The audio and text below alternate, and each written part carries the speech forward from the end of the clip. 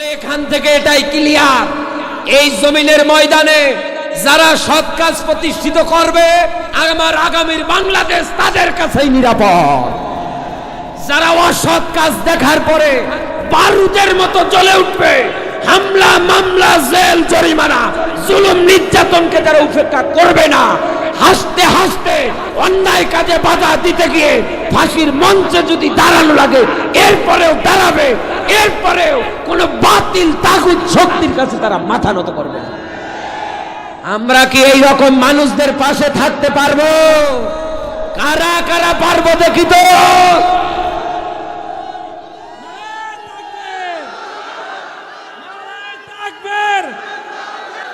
নারায়ে তাকবীর, আল কোরআনের আলো, আল হাদিসের আলো, নারায়ে তাকবীর।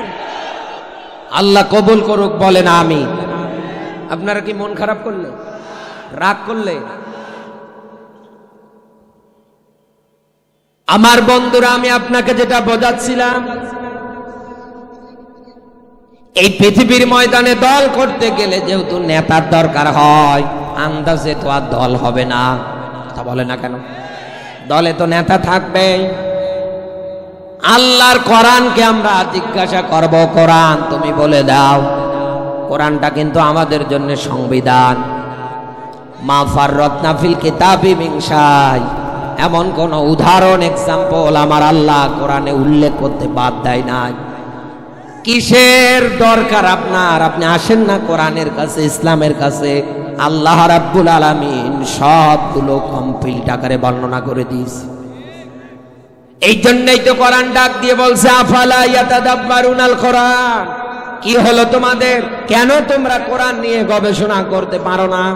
আমা আলা কুলুবিন আকফালুহা, নাকি তোমাদের অন্তঃকরণে তালা ধরেছে, মরিচা ধরেছে, জং ধরেছে? কথাকার আরো সরে বলে। তাহলে এই পৃথিবীতে নবীজি বলেন, কোন মানুষ যদি কোরআন নিয়ে একটা ঘন্টা গবেষণায় ব্যয় করতে পারে, 60 থেকে 70 বছর বেঁচে থাকবার মতো নাফল ইবাদতের সওয়াব আল্লাহ তার আমল নামায় দিয়ে দেয়। বুখারী মুসলিমের একটা যৌথ হাদিস এসেছে, আল্লাহর নবীর সাহাবী হযরতে উসাইদ ইবনে হুযাইর রাতের বেলা আল্লাহর কোরআন খুলে খুলে যখন তিলাওয়াত করছিলেন, পাশের ঘরে একটা ঘোড়া বাঁধা ছিল, ঘোড়াটা লাফাঝাপা করছে। তিলাওয়াতটা বন্ধ করে দিয়ে ঘোড়ার ঘরে গিয়ে তাকিয়ে দেখে ঘোড়া লাফেও না, ঝাঁপেও না, চুপ করে জায়গায় দাঁড়িয়ে। উনি আবার যখন এসে কোরআন পড়ে, আবার ঘোড়া লাফানোর শব্দ পায়। এরকম কয়েকবার দৃশ্যটা দেখার পরে দরজার সামনে দাঁড়িয়ে আকাশের দিকে নজর করে দেখছে, নক্ষত্র রাশিগুলো তার দরজা বরাবর মিটমিট মিটমিট করে আলো দিচ্ছে। নবীজির কাছে গিয়ে ডাক দিয়ে বললেন, হ্যাঁ নবী, এই ঘটনা। বিশ্ব নবী ডাক দিয়ে বললেন, ও সাঈদ, তোমার দৃষ্টিতে এগুলো আকাশের তারকারাজি ছিল, কিন্তু এগুলো আকাশের তারকারাজি না, এগুলো আল্লাহর ফেরেশতা। তুমি যখন কোরআন পড়ছিলে, আল্লাহর এই ফেরেশতাগুলো তোমার আমল নামায় নেকি লেখার জন্য প্রতিযোগিতা করতেছিল। আমরা তো এরকম একটা কোরআনের ময়দানে উপস্থিত। কথা বলে না, আমরা তো আর কোনো গান বাজনার আয়োজনে আসি নাই। কোরআনের অনুষ্ঠানে আমরা কি একটা ঘন্টা সময় ব্যয় করতে পারবো না? পারবো না। আমি আপনাকে যেটা বোঝানোর জন্য কথাটা বললাম, বন্ধু কান খাড়া করে মেলাবেন, রাজনীতি মনে করবেন না কোরআনের আয়াতকে।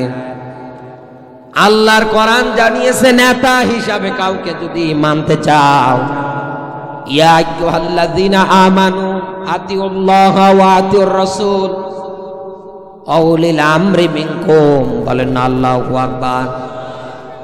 সূরা নিসার 59 নম্বর আয়াতের ব্যাখ্যা এটা।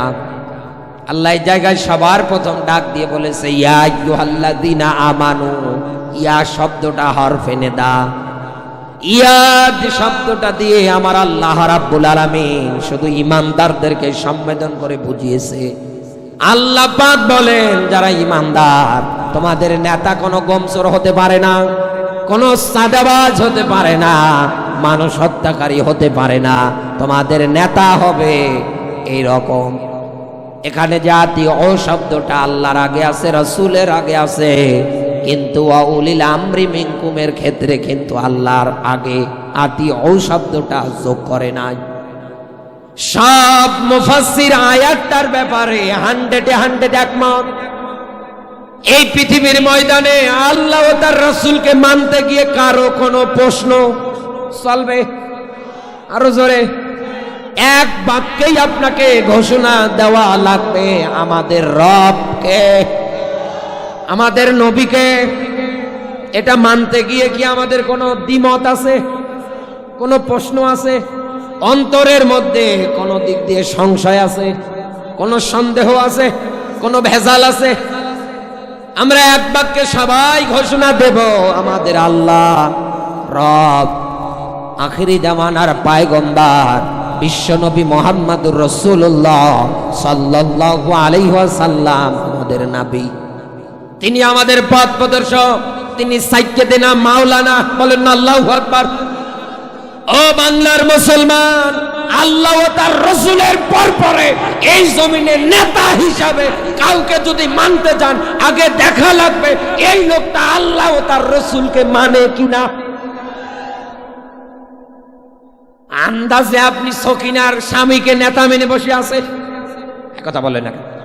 আন্দাজে জরিনার স্বামীকে আপনি নেতা মেনে বসে আছেন।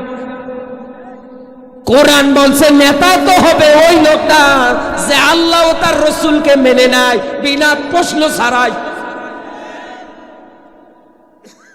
বাংলাদেশে আপনি লক্ষ্য করে মিলিয়ে দেখবেন, এমনও মানুষ আছে যারা আল্লাহর কথা শোনার পরে বলে দেয়ার ইজ নো গড। কথা বলে না কেন? বিশ্ব নবীকে নিয়ে পর্যন্ত তারা আজে বাজে ধারণা করে, আছে না নেই? অথচ আমরা তাদেরকে আজ অন্ধভক্তের মতো নেতা মানি। ও বাংলার মুসলমান, একটা স্পষ্ট কথা শোনেন, এই পৃথিবীর ময়দানে যার সঙ্গে যার মহব্বত তৈরি হবে কিয়ামতের দিন, তার সঙ্গে তার কিন্তু হাসর নাসর হবে। আজ আপনি যেই দলের সাফাই গাবেন, যেরকম মানুষকে নেতা মেনে চলবেন, মরণের পরে কিন্তু আল্লাহ ওই রকম মানুষের সঙ্গে আপনাকে দাঁড় করাবে। এই পৃথিবীর ময়দানে আল্লাহ রাব্বুল আলামিন ডাক দিয়ে বলছেন, আমার দলের ক্ষেত্রে তোমরা তাকিয়ে দেখতে পারবা, তারা এই জমিনের ময়দানে যাকাত বিধানের পরে তারা এই জমিনে সৎ কাজের আদেশ দিতে শুরু করবে। 4 নম্বরে এই জমিনের ময়দানে আমার উত্তরাধিকারীরা একাধারে যত অসৎ কাজ আছে সবগুলোই বন্ধ করে দেবে। আল্লাহ রাব্বুল আলামিন এই জায়গায় ডাক দিয়ে বলছেন, ওয়াউলাইকা হুমুল মুফলিহুন, আমি আল্লাহর কাছে এই দলটাই সফল কাম। এখানে যারা আলেম আছে জিজ্ঞাসা করেন, আমি এই সৎ কাজের আদেশ আর অসৎ কাজে বাধা, এই বিষয়টা বোঝানোর জন্য সূরা হজ্জের 41 নম্বর আয়াত টান দিয়ে এনেছি। বিস্তারিত ভাবে আমি আপনাকে বুঝিয়ে দিলাম বন্ধু, এই পৃথিবীর ময়দানে আমরা যারা এখন দলের সঙ্গে যুক্ত আছি, বাস্তবে মিলিয়ে দেখেন, দল করার ক্ষেত্রে, রাজনীতি করার ক্ষেত্রে যেই দলে সৎ কাজের আদেশ আছে আর অসৎ কাজে বাধা আছে, এই জমিনে আপনাকে এইটার পিছনে স্লোগান দেওয়া লাগবে। আমি কিন্তু কোন দলকে এই জায়গায় হাইলাইট করার জন্য আসি নাই, উপরে ওঠানোর জন্য আসি নাই, কথা বলে না। আমি আপনাকে ন্যায় এবং ইনসাফপূর্ণ সমাজ গঠনের ব্যাপারে তাগিদ দিয়ে যাচ্ছি, কারণ আল্লাহর নবী জানিয়েছে, মান ক্বালা বিহি সাদাকা, এই জমিনে যারা কোরআন দিয়ে কথা বলে তারাই কেবল সত্য কথা বলে। এই জমিনের ময়দানে যারা কোরআন দিয়ে বিচার করে তারাই কেবল ন্যায় বিচার করতে পারে। যারা এই জমিনে সৎ কাজের আদেশ দেয়, অসৎ কাজে বাধা দেয়, এই জমিনে এদের দ্বারাই সম্ভব আগামীতে কোরআন দিয়ে ন্যায় বিচার কায়েম করা। নতুবা আমার দেশের অবস্থা সামনে আরো ভয়াবহ হবে।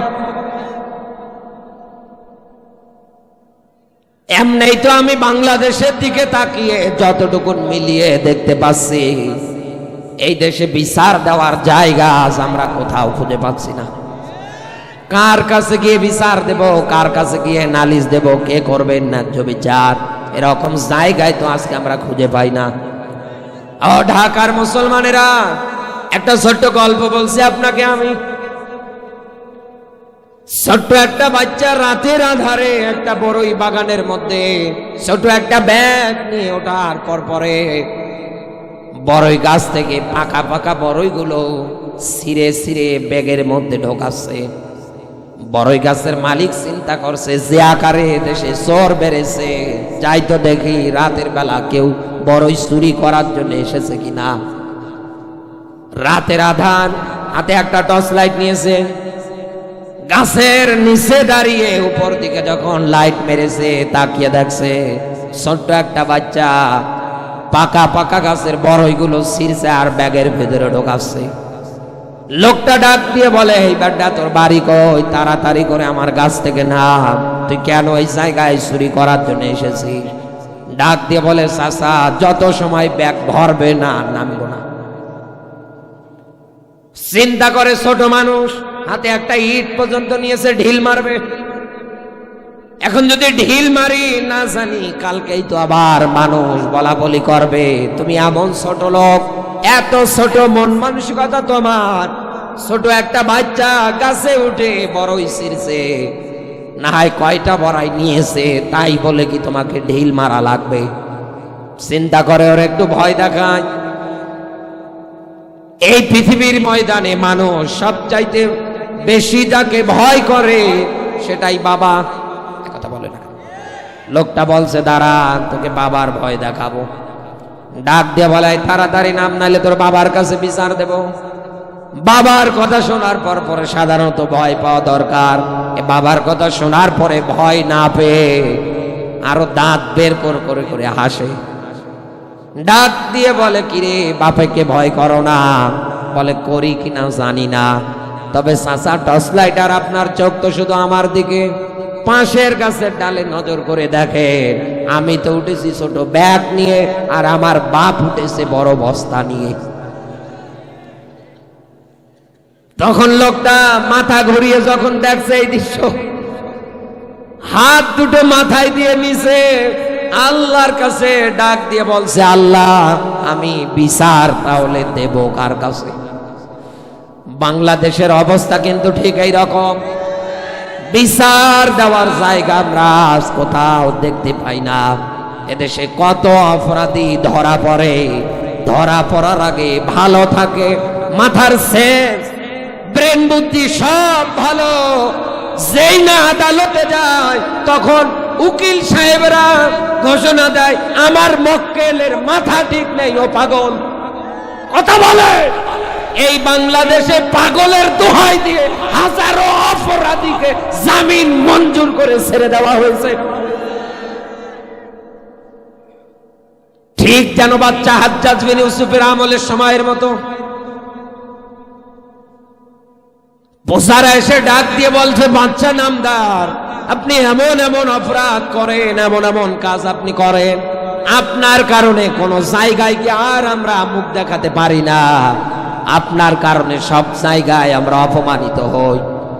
ডাক দিয়ে বলছে, কার এত বড় সাহস আমার নামে গালি দেয়, আমার নামে গীবত করে, পরনিন্দা করে? ও একদিন ছদ্মবেশে মুখটা ঢেকে বের হয়েছে রাস্তায়, তাকিয়ে দেখছে একটা লোক আসছে, আর লোকটা হেলে দুলে গালিগালাজ করতে করতে আসছে। ওকে দাঁড় করিয়ে জিজ্ঞাসা করে, এই দাঁড়া, বলতো তোর দৃষ্টিতে বাচ্চা হাজ্জাজ বিন ইউসুফ লোকটা কেমন? বলে, ও তো পাগল, ও তো জালেম, ও তো সিটার, ও তো খুনি, ও তো বাটপার। যত প্রকার গালি ওর মনে ছিল সব দিয়ে দিয়েছি। এমন কায়দায় বাচ্চা রেগে গিয়েছে, মুখ থেকে আস্তে করে রুমালটা সরানোর পরে ডাক দিয়ে বলে, বেটা এত সময় যাকে মনের আনন্দে গালি দিয়েছো, দেখো তো চিনতে পারো কিনা। নজর করে তাকিয়ে দেখছে, সর্বনাশ, এ তো সেই লোক, বাপ দাদা 14 গোষ্ঠী তো গালি দিয়ে ধুয়ে দিলাম, এ তো দেখছে আমার সামনে। ডাক দিয়ে বলছে, বাচ্চা নামদার, আপনি কি আমারে চেনেন? বলে, না, আমি ওই এই এলাকার এই লোক, যার সপ্তাহে 3 দিন মাথা খারাপ হয়, আর আজকে 1 তারিখ। বাচ্চা এটা শোনার পরে ডাক দিয়ে বলে, তুই পাগল? বলে হ্যাঁ।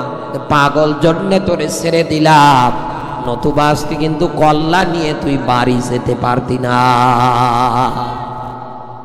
আমার বাংলাদেশে মিলা এরকম অনেক মানুষ ভালো, যখন অপরাধীতে শিকার হয়ে যায় তখন প্রমাণিত হয় আদালতে, রাজনীতির কাছে, টাকার কাছে, নেতার টেলিফোনের কাছে লোকটা ভালো মানুষ হওয়ার পরেও পাগল সাজার অভিনয় করে, বেঁচে যায়, বিচার হয় না, দেখতে পাই না আমরা।